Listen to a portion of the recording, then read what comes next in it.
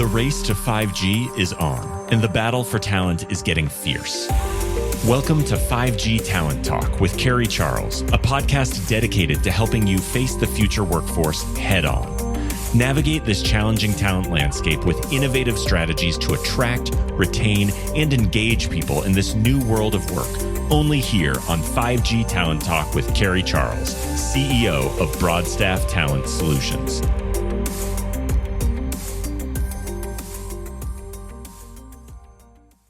Thanks for joining me today on 5G Talent Talk. I'm Carrie Charles, your host, and we have a really exciting show for you today. One of my dear friends is with me, Michelle Boexley, and she is the Chief Growth Officer of Pilot Global Technologies. Michelle, I'm so glad you're here. Carrie, I'm so glad we got to do this. I know it took some real effort, but here we are. Yes, no, I'm super excited. So a woman, a powerful woman in telecom. You've done so much, accomplished so much, and I have so much respect for you. Can you talk about your story? How did you get into the industry? How did you start your first company? Absolutely. Actually, it's an interesting story because I did not come from telecommunications or technology at all, but I had a sales background, and back in the 90s, I got a phone call from a friend of mine who was a technology recruiter, and asked me if I'd be interested or if I had known anything about computers and if I'd be interested in working for a technology company. And of course, that was really interesting to me. And I kind of fudged my way a little and said, yeah, of course I know technology. I mean, after all, I had turned on a computer. There you go. So he had gotten me into an interview, and I started my first IT sales role right before the Y2K concern was going on, which was a great time to learn about technology and the concerns of systems, and that's when it began. I started selling IT services. So then you started your company, Bond Technologies, right? Flash forward to 2006, after working for a few organizations that went through some acquisitions and mergers and some changes that really I could see weren't a good path for me professionally. And I like to call it an entrepreneurial seizure, because I really never had the intention to start a company. But I had the frustration of corporate America and said, let's go do this. And really got a core team of people that I trusted and that believed in me. And we started Bond Technologies, and really focused in an area that I felt was a gap in the marketplace, and tying in those services and capabilities that the OEMs and the VARs, the seller of network equipment, really weren't doing well. And focused on rolling out technology to enterprise corporations. So recently, there's been a merger of three companies that created Pilot Global Technologies.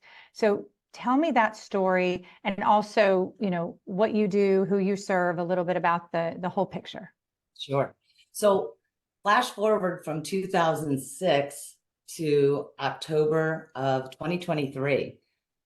In between that time, Bond Technologies really did grow a reputation and expertise around network infrastructure, and particularly indoor and outdoor wireless.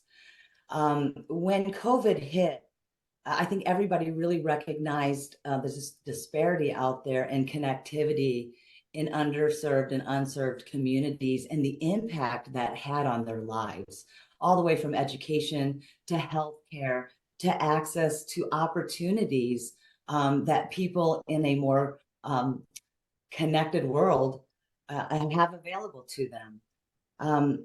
During that time, I was recognizing there was some technology out there, industrial mesh, that could help solve this underserved community, and really wanted to focus on getting a connection there, leveraging some technology that didn't exist.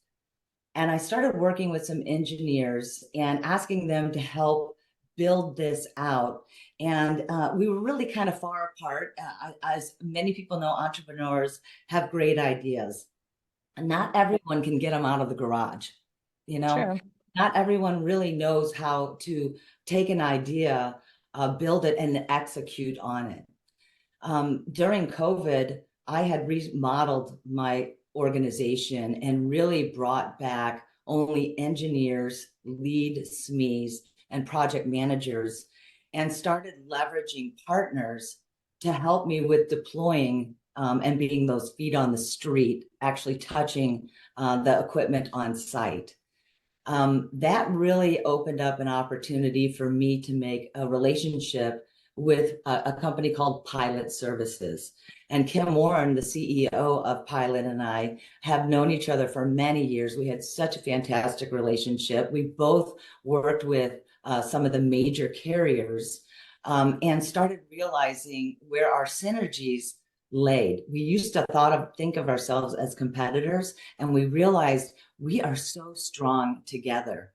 Over the past 2 years, 22, 23, we started deploying some very large enterprise projects together with a combination of my SMEs, my project managers, and her footprint of over 2,500 technicians across the country.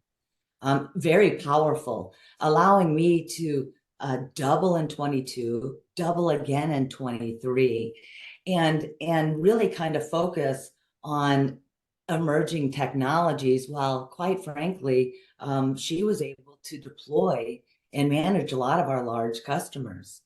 As we started having dialogue about where I was really feeling strongly and where I wanted to spend my attention and how I might be able to work with her in getting this emerging technology into the marketplace, I discovered that she also owned a company called Crosswind Solutions. Crosswind built 2 products from the ground up, their own UCaaS and their own SD-WAN over 10 years ago, before SD-WAN was even a thing.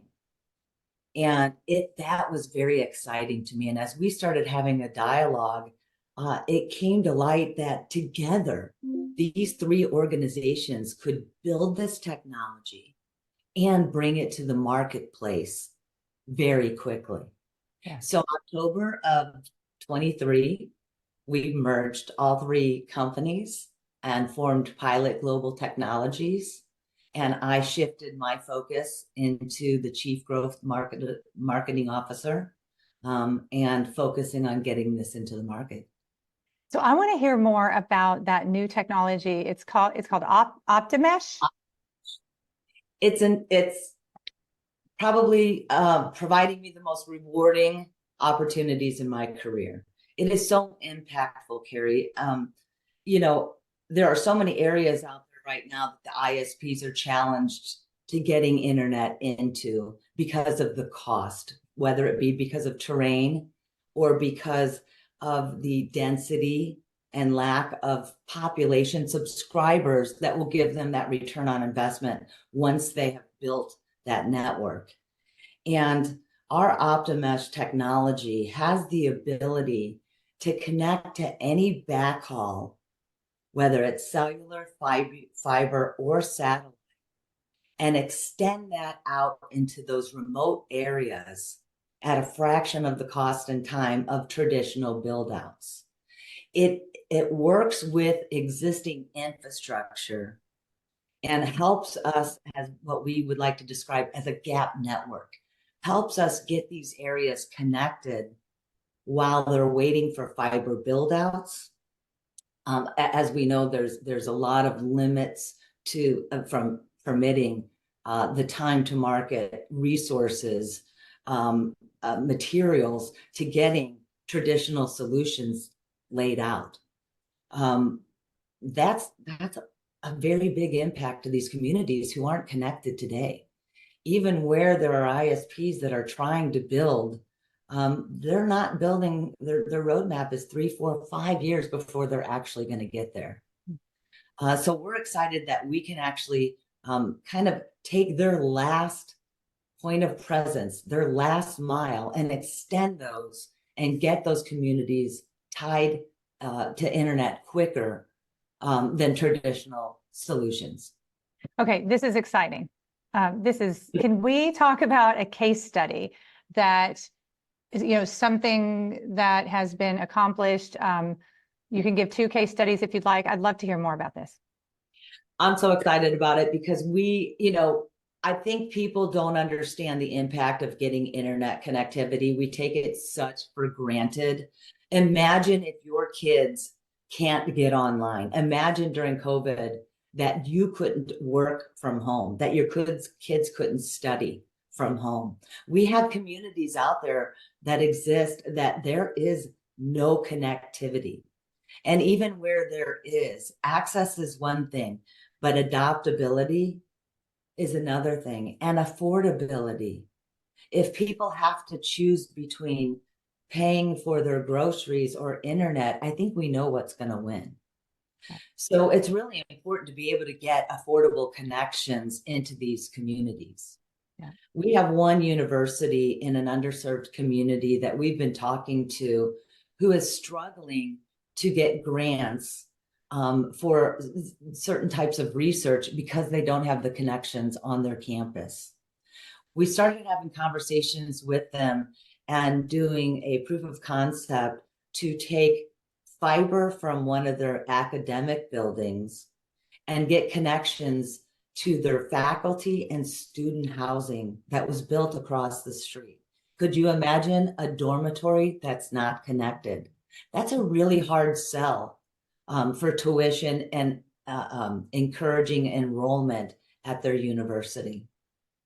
When we got there, we did a design and proved out that we could connect this community in a matter of weeks. Wow. At a fraction of the cost of running fiber under that street to light them up. What we learned when we were talking to them was they had actually been awarded a grant 2 years ago to go towards refurbishing these dormitories and faculty housing. They had to halt that program and that build because they couldn't get connectivity to the. We were so excited to learn that now that we're able to provide that for them, they can go back and take the funding that they were awarded over 2 years ago and start refurbishing these dormitories because now they're connected. That's powerful. Oh, that is, I just got chills. What about, you would do some work with tribal nations as well, right? What were the opportunities there? We do, they're a very unique community. They're sovereign nations that have sacred lands that are typically and unfortunately in some of the hardest terrain we have in our country. Many of them have a small density, a low population, and it's unfortunate that a lot of the carriers aren't as invested in getting these communities connected because of the cost and because of the return, where they're not communities that double, triple over the years in population. We are working with a large carrier who admittedly said, we are not going to be doing build outs in this particular area or region for the next 2 years. But we would like to see if by working with OptiMesh, we could leverage some fiber that's already there that they had put in for emergency services and perhaps leverage that connectivity to their community. Knowing that they weren't going to be there for 2 years and knowing that of the 650 residents in a 15 square mile rough terrain area, this carrier told them it would take about 9 to 11 million to get fiber to each of their homes. That's a lot. Wow. And they weren't going to start for 2 years anyway. We went out there and looked at the 2 10 gig pipes that were already there and what it would take to extend those to those residents on that tribal nation, and learned that we were able to do it for $1.3 million in 8 weeks. Wow, Michelle. Oh, Wow. that's Yeah. unbelievable. Unbelievable. So, what are the challenges that you're facing right now getting this new tech to market? I mean, it's just sounds like it solves a major problem. It fills a gap. It's needed. I mean, yes, yes, yes, yes. So, what challenges are you facing? You know what? Awareness. We're a small company. We are trying to get our awareness out there of what this technology can do and how it integrates with their current environment. We're not trying to displace any of the carriers. We're trying to empower the communities to be able to get connectivity quickly. We're looking at models where we can partner with the communities and the carriers and put a partnership together where we can leverage their last mile and get these communities connected quickly. We realize that a lot of grant money has come into their hands, and their mission is all towards fiber. But as I mentioned, some of these build out plans are 4, 5, 6 years down the road. Some of these carriers really need to focus on what we call immediate impact solutions. And in parallel to these build outs, start looking at these areas that are on their year 3, 4, 5 roadmap and how we can connect them today instead of in 5 years. Mm-hmm. So we really are trying to get our word out as much as possible to those industries that those areas of communities that are in need. We're trying to find partners who are assisting these communities that don't have the bandwidth or skill sets to actually go out and apply for the available funding that they have for this kind of technology. We're looking for partners who will lean in to emerging technologies and be what we call first to market, early adopters, not fast followers. Yep. And we're looking for organizations that are philanthropic or have funds that are focused on unserved and underserved communities that can make an impact. So That's what? Not much. Yeah. Is that it? Easy. Easy, easy. Well, this is a global podcast, so there's a lot of people listening here. And this is a global solution, right? I mean, this is technology that can be taken all over the world. I mean, our focus naturally has been here in the US, and there's a lot of funding going towards these areas. And it's been recognized by many of the broadband offices throughout the states that traditional solutions are not going to be the answer, the total answer. There are gaps, and they have to figure out how to close those. Right, right. So what is your vision? Let's say the longer term vision here. Our longer term vision is to be working with communities, municipalities, education institutions, and empowering them to connect and be a growth engine for their own community.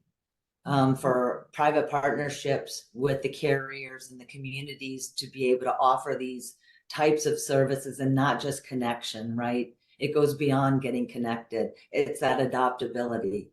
It's closing that digital divide and not just the connection, but now how do we show them how to use the internet? How do we provide digital literacy classes? How do we connect them with the local hospitals that might be 2 hours away from people, and telemedicine has never been an option? How do we teach them to start businesses from their homes and be able to sell products online, e-commerce?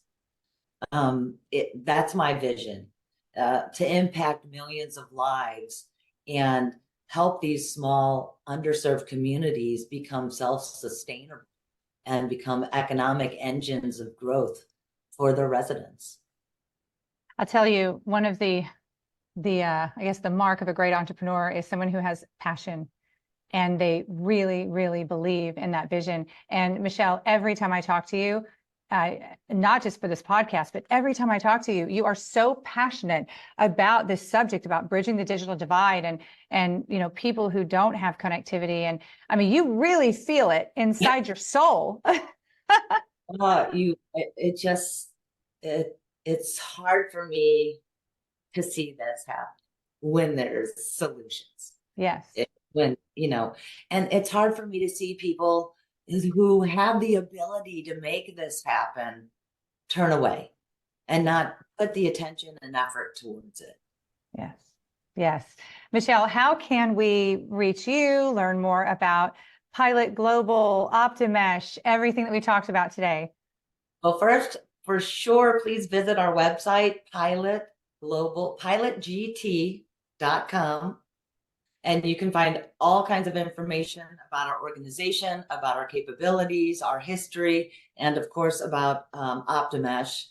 And anybody who would like to reach out to me directly, please email me at mboexley, BOEXLEY, at pilotgt.com. There you go, Michelle. This has been fantastic. And I have no doubt that you and your partner are going to accomplish this. I know you. I know you through. I mean, we've been at events together through the EY community, and I just know you're going to do this. So, thank you. Well, with the help of people like you and those listeners, we certainly can make a difference. Yes, yes, we can. Thank you so much for coming on the show. Bye-bye. Bye.